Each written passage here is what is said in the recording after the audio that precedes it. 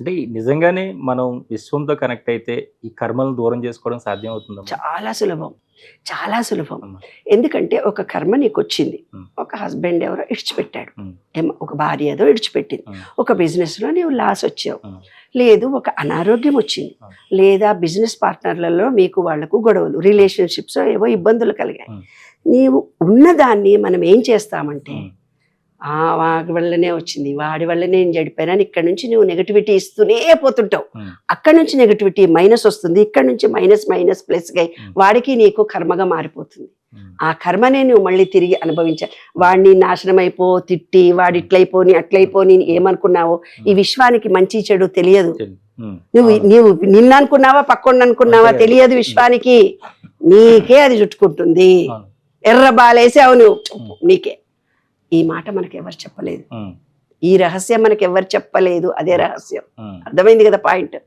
నీ జీవితంలో మూడవ మనిషి వచ్చి నిన్ను హరాస్ చెయ్యరు ఎవరు, ఉమ్. నీ పర్మిషన్ లేకుండా. ఉమ్. మనం జన్మ తీసుకునే ముందు అన్ని ఆత్మలను కోరుకుంటాం. ఉమ్. నేను అత్తగా చాలా హరాస్ చేశానమ్మా ఒక కోడల్ని, అత్తగా హరాస్ చేసి అత్తగారావా ప్లీజ్ ఉమ్. అని రిక్వెస్ట్ చేస్తే నువ్వు వచ్చి నన్ను హరాస్ చేస్తావు.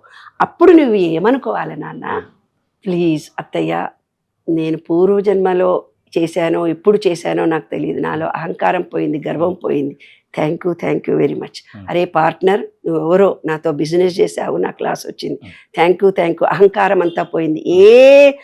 తినడానికి కూడా తిండి లేని పరిస్థితిలో నేనున్నాను, నలుగురు చూసి నన్ను నవ్వే స్థితి, నాలో పూర్తిగా అహంకారం పోయింది, థ్యాంక్ యూ వెరీ మచ్, నేను ఇప్పటి నుంచి పరిపూర్ణుడిని అయ్యాను అనుకుంటే నెక్స్ట్ డే నుంచి డబ్బు వస్తుంది. అది రహస్యం. ఎవరైతే ఒక అమ్మాయికి హస్బెండ్ ఇడిచిపెట్టాడు, పెళ్ళాం ఇడిచిపెట్టింది, వాళ్ళు నాలో అహంకారం పోయింది, గర్వం పోయింది, నీ వల్ల నేను రోడ్డు మీద పడ్డాను, అందరు మొగుడు లేందానా పెళ్ళాన్ లేందానా అని నన్ను అన్నారు, మేల్ కావచ్చు ఫీమేల్ కావచ్చు, థ్యాంక్ యూ వెరీ మచ్. నేను జీవితంలో చాలా మార్పు కలిగింది, నేను ఇవాళ నుంచి పరిపూర్ణంగా ఉన్నాననుకుంటే ఇంకో భర్తను చేసుకుంటే ఆమె సుఖపడుతుంది, ఈ అబ్బాయి ఇంకో పెళ్లి చేసుకున్నా సుఖపడతాడు, లేకపోతే మళ్ళీ హరాజ్ చేసే పెళ్ళామే వస్తుంది, ఇంకో పెళ్లి చేసుకుంటే ఇంకో హరాజ్ చేసే పెళ్ళామే, ఇంకో బిజినెస్ తో పార్ట్నర్ చేస్తే వాడు ముంచుతాడు, ఇంకోటి అందరు ఏమనుకుంటారు, వాడు పాప అమాయకుడు ముగ్గురుతోటి మోసపోయిండని మనం అనుకుంటాం. That is wrong. అంటే ఇవన్నీ కూడా ముందే నిర్ణయించబడి పుడుతుంది. అది బుద్ధా సిద్ధాంతంలో క్లియర్ గా చెప్తాడు. అందుకనే భూటాన్లో మీరు ఎవరికన్నా డబ్బులు ఇస్తే ఇచ్చి థ్యాంక్ యూ వెరీ మచ్ అని దండం పెడతారు, డబ్బులు తీసుకున్న వాళ్ళు ఇచ్చిన వాళ్ళు. మనం ఏం చేస్తాం, తీసుకోపోరా, ఓ పైసలు అని కొట్లాడుతున్నాం. చిన్నప్పటి నుంచి నేర్పుతారు, నాన్న ఏయ్ పైసలే నువ్వు చూడకే, మస్తు వస్తుంటాయి పోతుంటాయి, ఏమన్నా నీకేమన్నా, ఓ బోలెడు పైసలు వస్తాయి పోతాయి, ఆస్తుల గురించి కొట్టుకొని చచ్చిపోతున్నావు, పోరాపో గాడిద మొత్తం తీసుకోరా, మొత్తం ఎప్పుడు వద్దన్నట్రా తీసుకో, మొహం మీద పడేస్తున్నారా అని పైసల్ని విసిరిపడి, అప్పుడు వాళ్ళ దగ్గర డబ్బు ఉండదు. డబ్బు అనేది ఎనర్జీ, మాట అనేదే ఎనర్జీ అని నేను చెప్పినప్పుడు, థాట్ అనేదే ఎనర్జీ అన్నప్పుడు డబ్బు అనేది ఎనర్జీ. నీ చిన్నప్పటి నుంచి నీకు ఈ తిక్క మాటలన్నీ నేర్పి నీ బుద్ధిలో అంతా నెప్పిచ్చారు, నీకు అదే జీవితం అనుకుంటూ కష్టపడితేనే వస్తుందమ్మా, లేకపోతే మాకేమొస్తుందమ్మా అంటారు. ఎవరితోటి మాట్లాడ్డా ఎక్కడొస్తుందమ్మా, మేము అరే నీకు విశ్వం ఇవ్వడానికి రెడీగా ఉంది, డబ్బు నువ్వు రిసీవ్ చేసుకునే స్థితిలో నువ్వు లేవు. ఆ రహస్యం తెలుసుకోవాలి నాన్న. ఎప్పుడు నిరంతరంగా విశ్వంలో ఎనర్జీ మారుతున్నప్పుడు నువ్వు లో లెవెల్లో ఉంటే లో లెవెల్ ఎనర్జీనే రిసీవ్ చేసుకుంటావు, హై లెవెల్లో ఉన్నప్పుడు నీ కనీసం కోరికలు తీరుతాయి, నీకు విశ్వం ఇవ్వడానికి రెడీగా ఉంది. నీకేం కావాలి నాన్న ఒక ఆయన ఎవరినో అడిగితే నాకెక్కడి నుంచి వస్తాయి ఏమో పైసలు, నీ అంకల్లారా నీకు సాయంత్రం కల్లా వస్తాయి 4 లక్షలు అన్న, అట్లెట్లు వస్తాయి అమ్మా అది ఇస్తుంటే వద్దన్నావు, ఇంటికి పోయి 50,000 వచ్చినాయి అమ్మాట, అవును మరి సగంలోనే ఆఫ్ చేస్తుంది. కాబట్టి విశ్వం మనకి ఎప్పుడు నిరంతరంగా మనల్ని రక్షిస్తూ పోతుంది, మనం కావాలనుకున్నవన్నీ ఇస్తూ పోతుంటుంది, దానిని మనం రిసీవ్ చేసుకునే స్థితిలో మనం ఉండాలి. అందుకే ప్రతి ఒక్కళ్ళు విశ్వ నియమాలు చదవండి, తెలుసుకోండి. ఇప్పటికైనా మీ తరం వాళ్ళన్నా నెక్స్ట్ తరం వాళ్ళన్నా మంచి జీవితాన్ని పొందుతారు. నాన్న దత్తుడు ఈ ప్రచారం చేయమని నాకు ఈ అవకాశం ఇచ్చాడు, ఆ దత్తుడికి నేను ఎప్పుడూ కృతజ్ఞతలు. అందుకే నిరంతరము కూడా విశ్వ నియమాలు విశ్వరహస్యాలు ఒక్కళ్ళు కనపడ్డా చెప్తా, ఆటోలో పోతున్నా చెప్తా. యూనివర్స్ యాజ్ ఏ ప్లాన్ అని ఒక బుక్ ఉన్నది, విశ్వానికి ఒక ప్రణాళిక ఉంది అని. అవునా, ఉంది. ఆ ప్రణాళికబద్ధంగా మనిషి జీవించడానికి ప్రత్యేకంగా ప్రయత్నం చేయాలి. అసలు ప్రతి మనిషి చేయాలి, ప్రయత్నం లేకుండా ఏది జరగదు. కాజ్ అండ్ ఎఫెక్ట్ దీంట్లో రూల్లో ఒక రూల్, ఉద్యోగం కావాలంటే అప్లికేషన్ పెట్టాలి, నీవేది కావాలని నువ్వు ప్రయత్నం చేయకపోతే ఏది రాదు, రూల్ అది. అంటే మనం ఇక్కడ జన్మ తీసుకున్న తర్వాత మన కోసం జరిగేవన్నీ అవి జరుగుతాయి కదా, దాని అంతటా అదే, దానికోసం ఎందుకు ప్రయత్నం చేయాలి? బాబా భలే చెప్పావా ఈయన. మనిషి జన్మ అంటూ వచ్చిన తర్వాత నీ పాపకర్మను ఎక్కడి ఒప్పుకున్న తర్వాత నువ్వు ముందుకు ఏది వెళ్ళాలన్నా ఆ దారిలో ప్రయత్నం చేసి నువ్వు జన్మ అంటే అదే నాన్న. ఆవు, మేకలు, కుక్కలు అవన్నీ మనలాగా నోరు లేదు, తెలుసుకునే జ్ఞానాన్ని అందించుకునేవి లేదు. మనిషి జన్మ ఎంత గొప్పది నాన్న.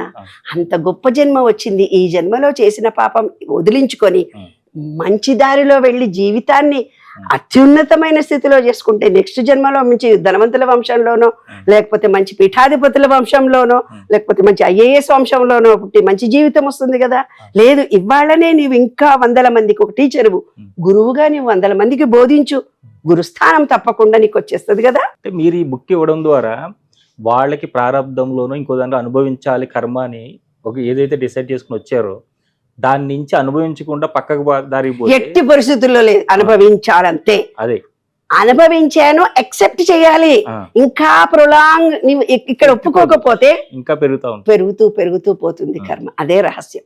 ముందు ఆ పెయిన్ అయితే వాడు కలగాలి. పెయిన్ కలిగితేనే అసలు జీవితం అంటే ఏంటో ఆలోచిస్తాడు నాన్న. లేకపోతే మన దగ్గరికి ఎందుకు వస్తాడు? పుస్తకం కావాలి ఎందుకు అంటాడు? పోనీ యూట్యూబ్ లో 4 మంచి మాటలన్నా వింటాడు. నిజంగానమ్మా, ఎందుకంటే మీరు ఈ సాధనలో మీరు ఎప్పుడైతే మీకు కాశీలో ఆ విశ్వశక్తి నుంచి ఆ దత్తుడు ఆ పరమేశ్వరుడు లేదు నాన్న, ఇక్కడ చూడు, ఇక్కడ ఈ లాస్ట్ పేజీలో నువ్వు చూడు. ఒక రోజు రాత్రి కూర్చున్నా నేను. నాన్న నాకు తెలీదు విశ్వమా, మా నాన్న అస్ట్రాలజీ చెప్పేవాడు, నాకు చెప్పు. నవగ్రహాలకి నా శరీరంలో ఉండే ప్రతిదానికి సంబంధం ఉంది. ఏముంది 3 days అడిగాను.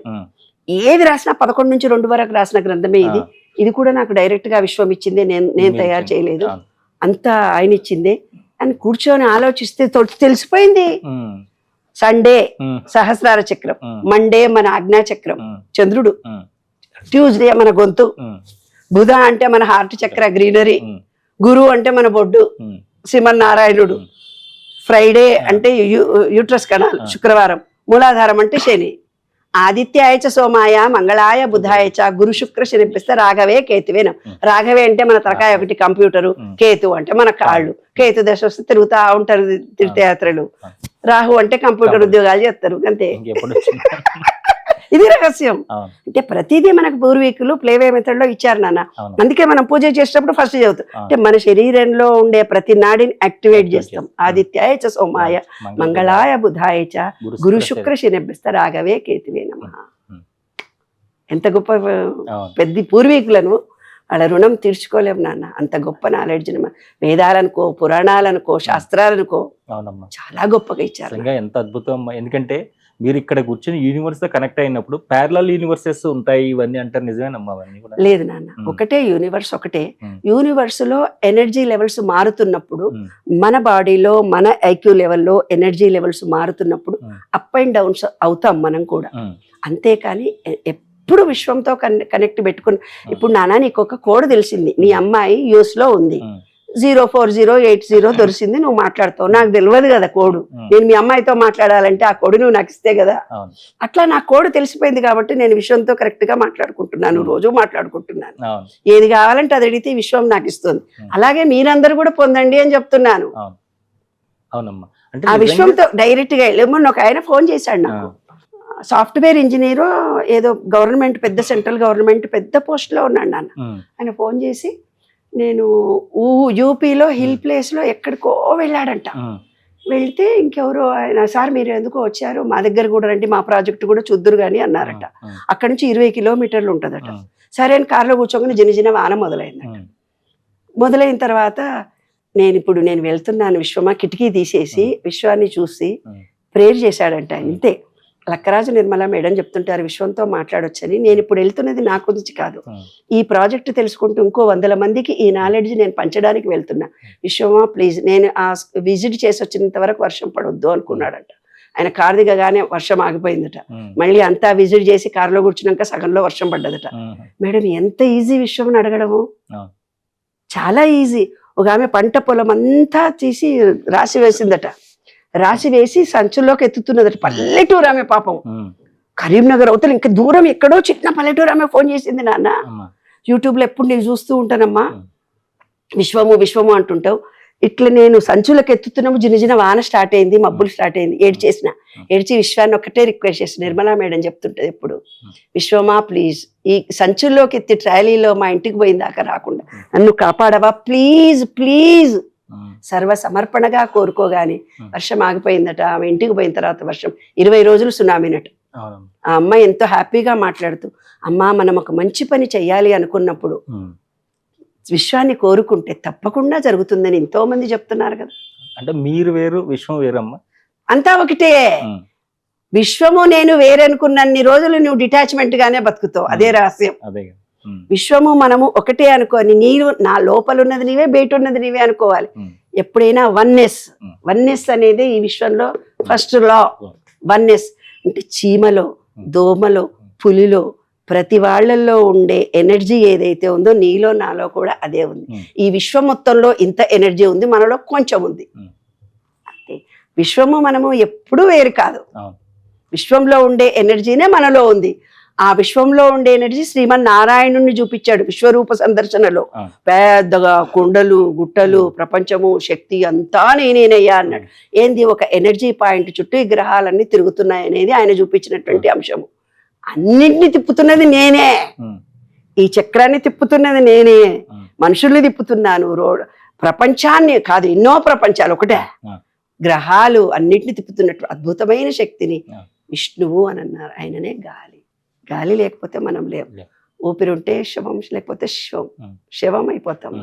కాబట్టి లక్ష్మీనారాయణుడు అనేది పొడువుగా, దాన్ని శ్రీమన్నారాయణ అంటే ఏమిటి తెలిసిన, పై నుంచి కింద దాకా వచ్చే బ్రీత్, ఇలా నాడి, పింగళ నాడి, సుషుమ్ని నాడి. సుషుమ్ని నాడి ఇట్లా పెట్టుకొని ఇట్లా నామం పెట్టి నిరునామం వాళ్ళని చిన్నజీర స్వామి లాంటి వాళ్ళు అంటారు. ఎందుకు అంటే ఒకటి లోపలికి పోతుంది, ఒకటి బయటికి వస్తుంది, మధ్యలో మనం ఇలా ఉండాలి అనేది సూచించడమే విష్ణు తత్వము. దాన్ని మేము విష్ణువులం వేరు, శివుడు వేరు ఏవో జరిగినాయి, మనకు అనవసరం. శివుడు అనేది ఏంటంటే శక్తి. ఇప్పుడు నేను ఉన్నాను, బ్రీతింగ్ మాత్రమే, కానీ మిగతాదంతా నడిపేది ఆయనే కదా. శివుడు లేనిది చీమైనా కుట్టదు, ఆలోచన కూడా నీకు రాదు. పుట్టుట, గిట్టుట, నడుపుట, 3 అన్ని వాళ్ళు ముగ్గురు కలిపిందే బ్రహ్మ, విష్ణు, మహేశ్వరులు రూపము. దత్తుడు అదే విశ్వం. దత్తుడు గురించి, దత్తుడి ద్వారా విశ్వ నియమాలను చెప్పడం తక్కువ చెప్పగలుగుతాం. దక్షిణామూర్తి శ్లోకాల్లో మొత్తం విశ్వం గురించే ఉంటది. మొదటి శ్లోకం నుంచి చివరి శ్లోకం దాకా విశ్వ నియమాలు అన్నీ వస్తాయి నాన్న. దక్షిణామూర్తి వింటుంటే నేను పరిశాన్ అయిపోయినా. ఈ పుస్తకం ప్రింట్ అయినాక నేను ఎందుకో విన్నాను దక్షిణామూర్తి శ్లోకాలన్నీ ఒక రోజు టీవీలో వస్తుంటే, అరే అదేంటి అన్నీ ఉన్నాయి. దక్షిణామూర్తి పూర్తిగా విశ్వమే. ఆయన చెట్టు నేనే అంటున్నాడు, పుట్ట నేనే అంటున్నాడు, ఈ భూమి నేనే, భూమిలో కూర్చున్న పాదాలు నేనే అంటున్నాడు, అది విశ్వము అంటున్నాడు. అది కరెక్ట్. అంటే ఇవన్నీ సంస్కృత శ్లోకాలు పట్టించి ప్రతిరోజు పారాయణం చేయడమే తప్ప వాటి లోపల నిగూఢంగా ఉన్న అర్థాన్ని చెప్పండి. నిగూఢమైన అర్థాలే బీజాక్షరాలు. ఏమిటిది? ఓం నమో. ఇప్పుడు ఏం చేశారు వాళ్ళు పూర్వీకులు, మనకు ఢిల్లీకి ఒక కోడు, మద్రాస్కి ఒక కోడు, చెన్నైకి ఒక కోడు ఉంది. ఓం శ్రీం గ్లౌం గణపతే వరవరద సర్వజనమే వశమానాయ స్వహ అన్న వినాయకుడికి పోతుంది ఆ పూజ. ఓం ఐం హ్రీం శ్రీం శ్రీమాత్రే నమః అమ్మవారికి పోతుంది. ఓం నమ శివాయ అంటే శివుడికి పోతుంది. ఓం నమో నారాయణ అంటే నారాయణుడికి పోతుంది. నీకు ఏ బీజాక్షరం అయితే పూర్వీకులు గురువులు ఇచ్చారో అవి ఆ దేవుడికి కనెక్షన్. ఆ కనెక్షన్ కుదరడానికి లెక్క ఏదో ఉంది, ఆ లెక్క కూడా తెలియాలి. గురు మహర్దశలో పుట్టిన వాళ్ళు గురువుల పూజలు చేస్తారు, బంగారు తండ్రి. శుక్ర మహర్దశలో పుట్టిన వాళ్ళు అమ్మవారి పూజలు చేస్తారు. శని మహర్దశలో పుట్టినవాడు వెంకటేశ్వర స్వామి. సోమవారం నాడు దశలో పుట్టిన వాడు శివుడి పూజలు ఎక్కువ చేస్తారు. ఈ నిర్ణయం ఎక్కడ జరుగుతుందమ్మా? నేను ఈ మహర్దశ పూర్వజన్మ పాపకర్మ ఏదైతే ఉందో, పాపకర్మ అని వాళ్ళు లెక్కలు వేసి గణాంకాలు వేసి చెప్పారు మనకు. కొన్ని గణాంకాలు వేసి చెప్పారు కదా బంగారు తండ్రి, మనకు కొన్ని గణాంకాలు. ఈ గడియలో పుట్టింది, ఈ నిమిషంలో పుట్టింది, ఈ నిమిషం తర్వాత ఈ సెకండ్లకే కొంచెం గడియ మారుంటే ఈమెకి ఇది వస్తుండే. ఏదైతే నీవు పుణ్యం ఎంత చేసావో, పాపం ఎంత చేసావో, కర్మ ఎంత చేసావో, ఆ కర్మలకు అనుగుణమైనటువంటి మనుషులను ఎక్కడైతే వస్తారో మనంతల మనమే వెళ్ళి ఆ బీజంలోకి వెళ్ళిపోతాం. వాళ్ళ ఆహారం, వాళ్ళ వేవ్స్ మన వేవ్స్ సేమ్ ఉంటాయి. వాళ్ళు ఏ ఆహారం అయితే భార్యాభర్తను తిని తప్పించిపోతూ పిల్లలు కావాలనుకుంటారో మన ఎనర్జీ లెవెల్స్ కి వాళ్ళ ఎనర్జీ లెవెల్స్ కి మన అనుభవాలకి వాళ్ళ అనుభవాలకి అటాచ్మెంటే మన డిఎన్ఏ ద్వారా పొందేది ఆ కుటుంబంలో పుడతారు. అప్పుడు అనుకుంటూ కొంతమంది ఏం చేస్తారో తెలిసిన, ఇప్పుడు మాకు కరెక్ట్ టైం చూసి ఆపరేషన్ చేసి పిల్లని తీ అంటారు. కరెక్ట్ టైంకి టైం చూసి ఆపరేషన్ చేసిన మన వాడు ఎందుకండి గురువు కాలేదు, ఎందుకండి వాడు ఐఏఎస్ కాలేదు. ఏ క్షణాన్ని ఏ నిమిషం నీవు నేను చేసినా అనుకుంటున్నావు, నీ చేతిలో లేదు, విశ్వం చేతిలో ఉంది. నువ్వు ఏం పుణ్య పాపాలు చేసావో అది నువ్వు అనుభవించాలి.